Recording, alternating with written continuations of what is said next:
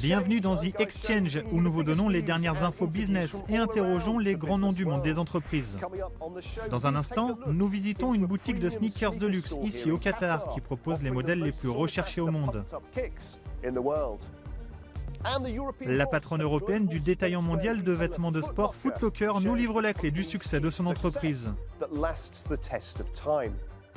Et puis aujourd'hui, on peut investir dans les sneakers comme on le fait avec les actions. Ainsi, une plateforme fait avancer à grande foulée l'investissement dans les baskets. Je me souviens avoir économisé pour une paire de Nike Air Jordan exactement comme celle-ci quand j'avais 12 ans. C'était tout à la fin des années 80 et j'aurais dû les garder car j'ai récemment découvert qu'une paire non portée datant de cette époque valait des milliers d'euros aujourd'hui. Depuis, les baskets, autrefois accessoires occasionnels, sont devenus des produits de très grande valeur. Le succès des sneakers a fait atteindre à ce marché une valeur de 80 milliards de dollars. Celle-ci devrait s'élever à 120 milliards de dollars en 2026. Au fil des décennies, plusieurs générations de férus de basket ont permis à la culture sneakers de suivre les tendances. Part importante du secteur des baskets, le marché de la revente, où les collectionneurs vendent à d'autres passionnés leurs chaussures en édition limitée. Une tendance qui a fait naître des dépôts-ventes de luxe comme Presented By. Cette enseigne, créée à Londres, dispose aujourd'hui de magasins à Paris, à Dubaï, au Qatar et depuis peu en Arabie Saoudite. Notre reporter Leila Oumera a visité celui de Doha. C'est exact, Guy. Que vous cherchiez des chaussures de sport en édition limitée pour compléter votre look ou pour les ajouter à votre collection, vous pourrez les trouver chez Presented By, en plein cœur de Doha.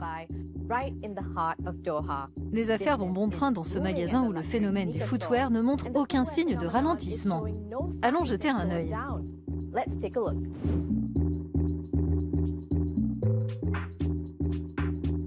Ici, vous n'aurez que l'embarras du choix et les paires exposées n'ont rien d'ordinaire.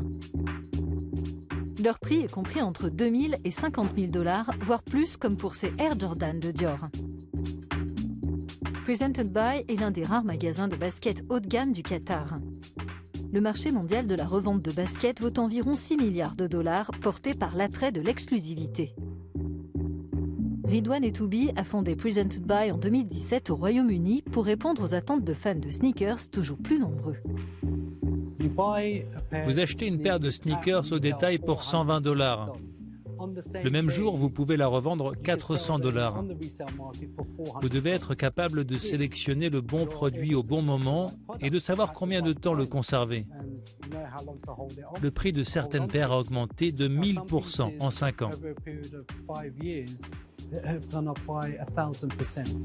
Mais quels sont les critères pour choisir des sneakers qui ont de la valeur ? Je pense que cela dépend de la disponibilité. Il y a des articles dont la production est limitée. S'agit-il par exemple d'une marque de luxe qui collabore avec une marque de sport? Est-ce la première fois qu'elles travaillent ensemble? De quel styliste s'agit-il? Tout comme les actions et les parts, le prix de ces articles fluctue. Mais comme de nombreuses baskets ne se démodent pas et que leur valeur ne fait que s'apprécier avec le temps, de nombreux fans de sneakers sont prêts à faire des folies pour acquérir les paires les plus exclusives.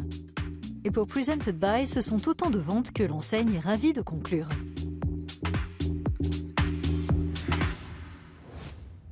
Pour les marques bien établies et davantage grand public comme Foot Locker, l'approche commerciale de la culture sneakers évolue.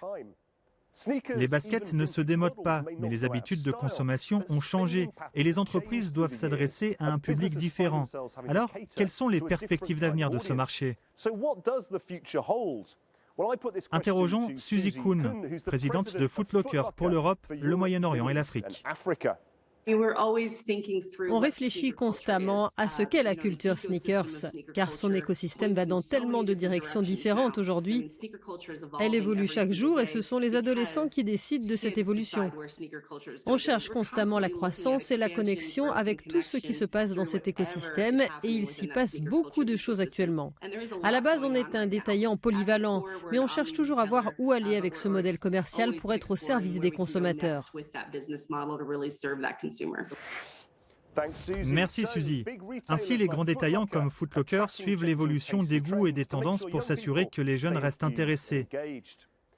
Acheter et vendre des sneakers, c'est assez courant aujourd'hui. Mais qu'en est-il d'une plateforme en ligne où l'on peut investir dans ses baskets préférées, comme on le ferait avec des actions en bourse? C'est exactement ce que Rares vous permet de faire.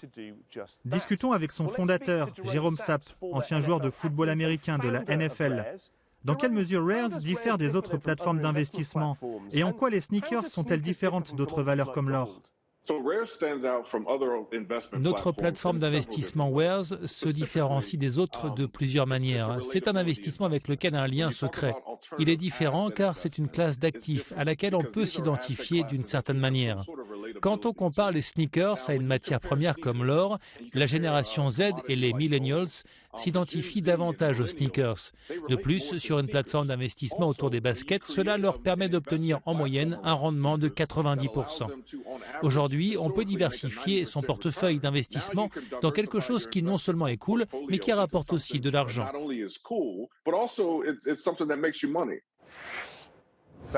Merci beaucoup, Jérôme. Sa plateforme d'investissement unique en son genre offre aux amateurs de sneakers une occasion de vivre leur passion, mais aussi d'en tirer profit. Passons à présent à notre rubrique Business en 60 secondes. C'est parti. L'Agence internationale de l'énergie publie son rapport mensuel sur le marché du pétrole. Elle a maintenu à un niveau modéré ses prévisions de demande et d'offres pour l'année en raison de la dégradation des perspectives macroéconomiques et des craintes de récession. Elle a aussi prévenu que des politiques solides en matière de consommation d'énergie étaient essentielles à la reprise mondiale. Carrefour annonce ses résultats pour le troisième trimestre. Le géant français des supermarchés s'est fortement remis de la pandémie. L'entreprise a connu une légère baisse de ses ventes mondiales en raison de la hausse de l'inflation, mais son PDG est convaincu qu'elle est bien placée pour gérer l'inflation mondiale grâce à ses activités diversifiées. Enfin, le sommet mondial de la santé, co-organisé par l'Organisation mondiale de la santé, se tient à Berlin. Le président français Emmanuel Macron et le directeur général de l'OMS y sont attendus. Parmi les thèmes abordés, la préparation aux pandémies et les efforts pour encourager les investissements dans des soins de santé équitables à travers le monde. Pour conclure, la culture sneakers ne se limite pas à l'achat et à la revente de baskets.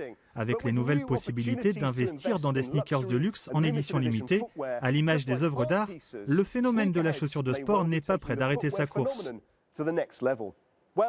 C'est la fin de cette émission, merci de votre attention. Rendez-vous sur euronews.com pour les dernières infos business et à bientôt dans The Exchange.